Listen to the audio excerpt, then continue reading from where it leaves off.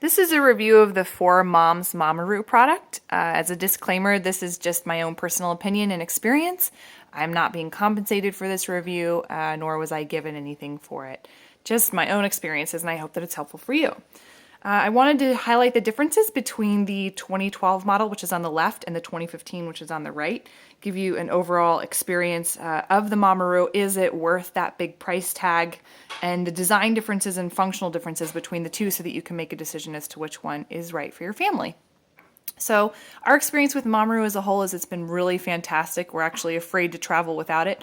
It's really a great swing that keeps our baby nice and calm, helps her soothe and learn about the sleep at night, and we get the sleep in return too. So it's really great. All the different movements have been really good for us, and the speed seems to be perfectly fine at its highest level to really calm an unhappy baby. The sounds are really great too. It actually trumps our white noise machine in a major way. It's really right where the baby needs the sound the most, and it seems to do really well in just keeping the whole atmosphere nice and calm. So we really like it for those reasons. I definitely think it's worth the price tag. Between the two models, the 2012 and the 2015, the major design differences I'll highlight in just a second, but overall there's a lot of similarities. The base, as you can see, has been redesigned, but the size is the same, both in width and depth. The seat as well is very similar, if not exactly the same. It does seem to have a little bit of a difference in the recline, only slightly though, so it's pretty much not noticeable. And the design of the hanging toys above, they did get a little bit bigger on the 2015, and they switched from the monsters that you see on the left to the geometrical shapes on the right. These are both the silver plush versions. In terms of plush versus non-plush, my experience was when we bought the original one with the classic that was not plush, it was very hard. It was not a comfortable surface for the baby to sit in. So we did get the infant insert, which was needed initially, but once that insert was gone, it didn't seem to be a comfortable sleeping surface. So I do think that the plush is worthwhile. Okay, so when we look at the other differences that they created in these two products, I think there are some pretty major ones. The first that you'll see on the left, this is the LCD of the 2012. It looks pretty basic, but I honestly think it's actually better designed for the way that they intended, especially when you're using it with your foot. That's when you usually need to access these controls the most, is when you have a sleeping baby in your arms.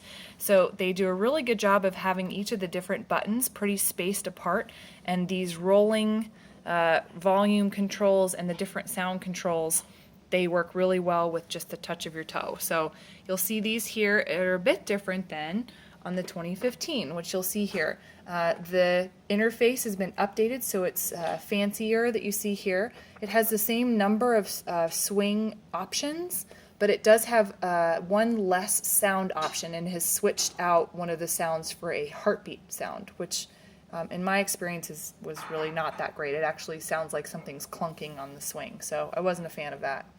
But what you can't see very well here, and in person you actually can't see it very well either, is the controls that are on the left and right side. They tried to put all the controls into a touchpad rather than the wheels that you saw in the 2012, but it doesn't do a good job of helping you out in the dark, one, because you can't see anything, and two, all the controls are a lot closer to each other, so when you're using your toe, you kind of have to put the tip of it and push very intentionally rather than feeling your way around. So that's not very helpful. But they both have the auxiliary hole here for the cord that connects to your phone or an MP3 player. That really works well, and the speakers do just fine. It sounds like a little bit like a tin can, but it gets the job done. Just remember that if you leave the cord in that hole, which I think it comes out of the box in that hole, it typically won't play music. So you have to pull that cord, or excuse me, it won't play any of the sounds that are built into the base. So you have to pull that out before you can hear the sounds. The other major difference that they're marketing for the 2015 is that this is Bluetooth enabled, so that you can go into their app store and get the app, which allows you to control the movement and the sound of the 2015 swing from your phone, which is really awesome when you're in another room, you hear a baby start to stir, you change the speed of the swing or turn up or down the music. Unfortunately, in my household, we had trouble getting those apps to work the way we wanted. So on my phone, I have an Android phone, which is an LG G3 for comparison purposes. I was not able to get it to work at all. It said that my device wasn't supported. My husband has an iPhone 5, and it was able to download the app. However, it required a sign-in.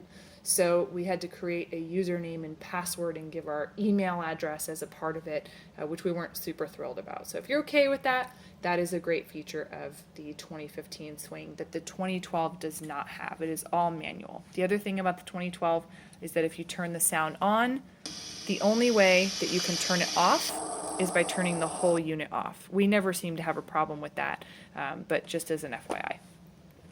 So other than that, the speed seems to be fairly the same between the two. The sound seems a little bit better on the 2012 model, but maybe that was just our perception. And I think the most important thing that is not highlighted anywhere on any of the promotional materials from 4Moms is that the 2015 model is designed to shut off after 4 hours of continuous use. This was a big disappointment for us in the middle of the night because originally we thought maybe it was a defect of ours. Suddenly the whole thing shut off, movement and sound. That is a big no-no when the baby is right asleep and you're in the middle of finally catching some Z's as well. Whereas the 2012 will stay on continuously. When I called Mamaroo, like I said, they did confirm that that is a part of the design. It's not a flaw. And we found ourselves with the 2015 setting our alarm for 3 hours and 50 minutes beforehand so we could reset it so it wouldn't turn off and then abruptly wake us up and the baby in the middle of the night. If you do want to go that route, you just need to turn off the whole unit quickly and turn it back on quickly to try and not disrupt the baby. But that would have to be done before the 4 hour mark.